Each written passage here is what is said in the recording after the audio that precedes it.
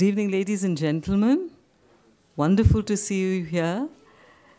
And welcome on behalf of Penguin Books, and thanks to Landmark for co-hosting this event.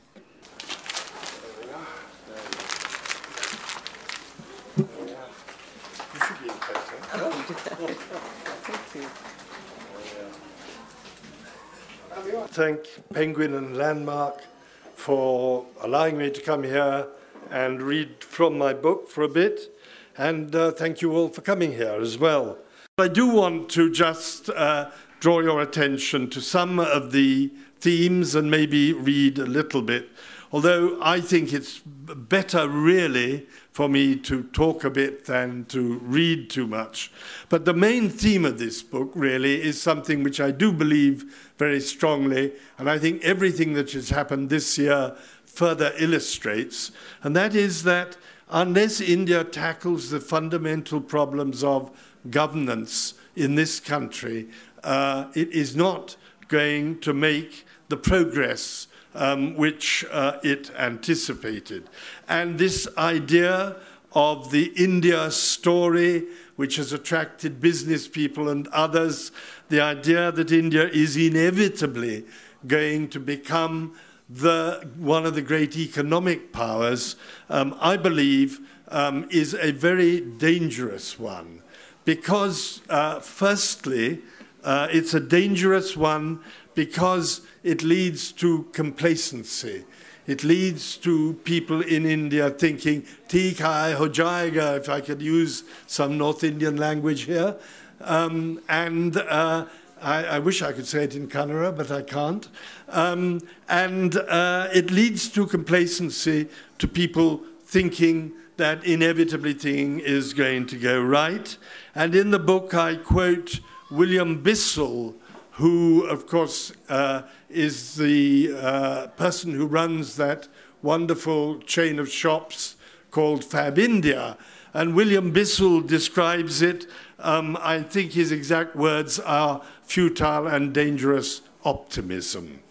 So I think for that reason, this idea that without tackling the problem of governance, India can automatically go ahead is a dangerous one because of complacency. I think it's even more dangerous specifically in India, and this is the start of the book, because of that, again, North Indian word, jugaad. The book starts with what to me is an example of jugaad. The way every time you come to a level crossing in India, the traffic builds up in all lanes on all sides, and it appears as though there should be a total roadblock as soon as the gate lifts up, but somehow or other, miraculously, eventually the traffic finds its way through. Now, what do you mean by jugaad? Well, by jugaad, I mean essentially that attitude that everything will come out right on the day.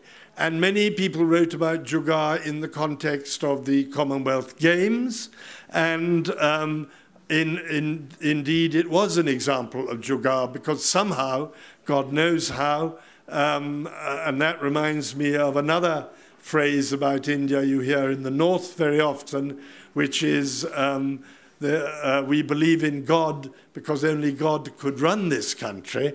The jugaad means muddling through, having the confidence, not worrying too much about the way things are going.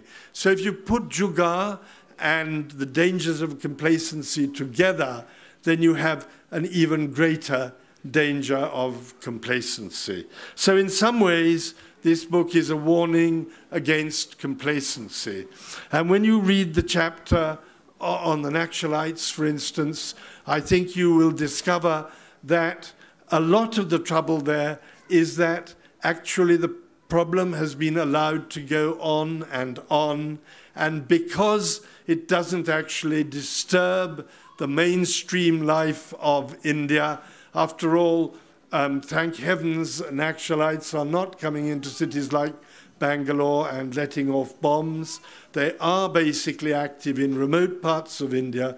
Because of this, I believe, and I think it's true, and certainly some policemen actually say this in this book, they say that they are improperly trained, they do not have adequate information, and that if the Naxalite problem is to be tackled, then the whole way of policing needs to be changed. And a friend of mine said to me that he particularly liked the Naxalite chapter for one strange reason, because he said, you normally hear nothing but criticism of the police, but you do not hear the police's side of the story. So if you take the Naxalite chapter, it is in a way an example of what I tried to say to you. It's an example of both sides of the story and people telling the story themselves, because there is a Naxalite in it as well. Something of a critic of consumerism, so I can't really go down on my knees to you and say, please, please buy my books, but I wouldn't be unhappy if some of you did. So thank you all very much indeed. Okay.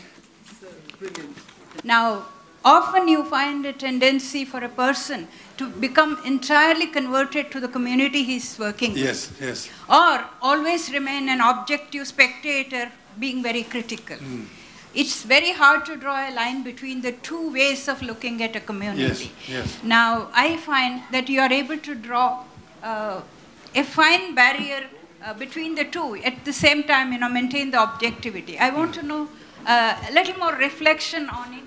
Two things, first of all, in the BBC, we learnt very hard ways quite often of the importance of balance.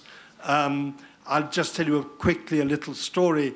When I went to West Pakistan during the Indo-Pak problems and at the start of the Pakistan Army crackdown, and I found everyone was absolutely livid with the BBC.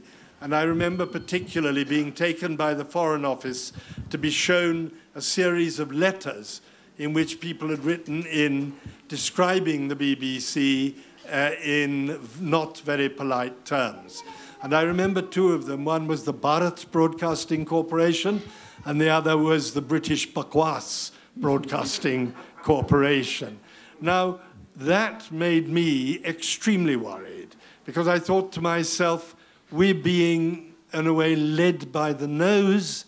We are being unbalanced. We are coming down on the side totally of the independence movement there.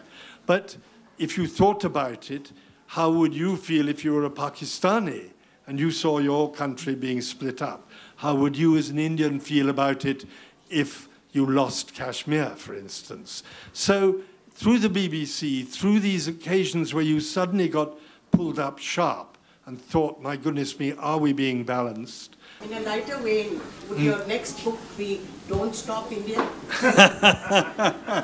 But more on a serious note, I really like the way you said, don't become complacent.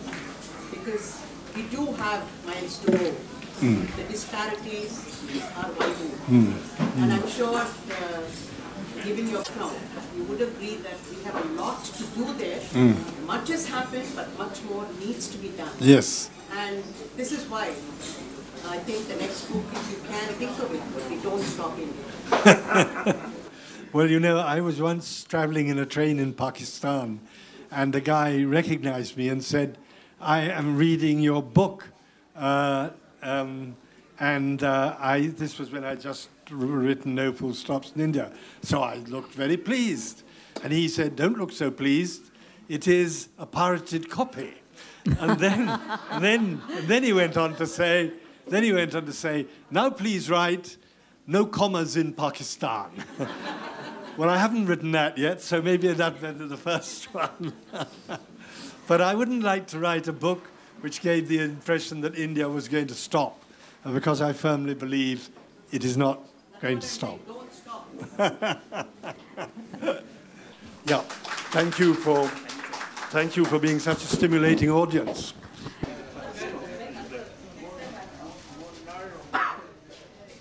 Great place.